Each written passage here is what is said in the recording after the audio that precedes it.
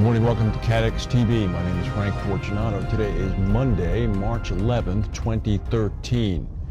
Japan today is marking the second anniversary of the devastating earthquake and tsunami that claimed 19,000 lives and caused the worst nuclear accident in decades. A national ceremony organized by the government began in Tokyo to commemorate victims of the disaster. Mourners across the country are observing a moment of silence at 2:46 p.m. local time, the exact time the tsunami struck, for those killed.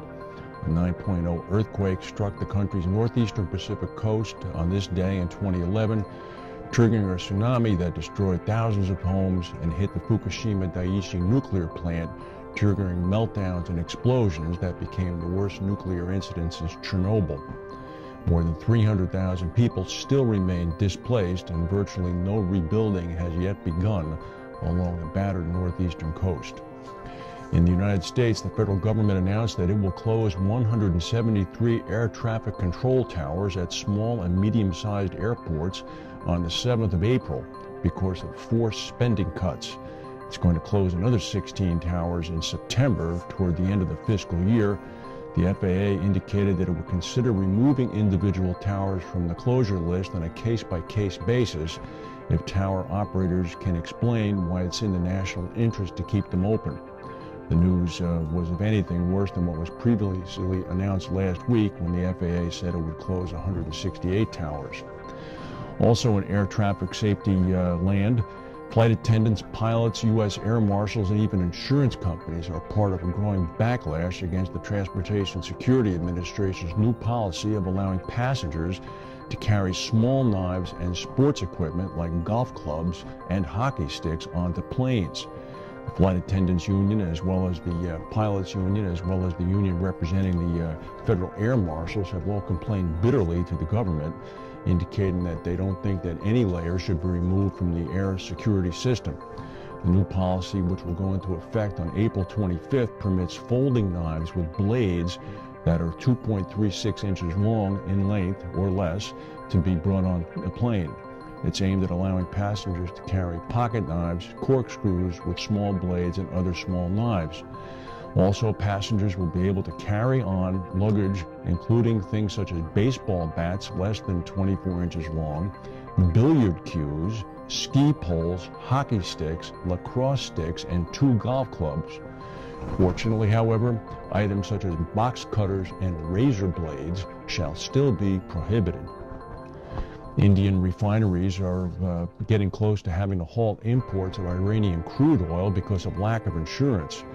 The Mangalore Refinery and Petrochemicals Company, India's second biggest buyer of Iranian oil, after Essar Oil, said that it may have to halt crude oil imports from Iran in the absence of insurance cover.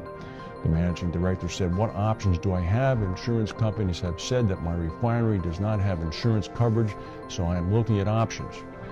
The United States State Department has welcomed reports that Indian refineries may have to cut imports of Iranian crude.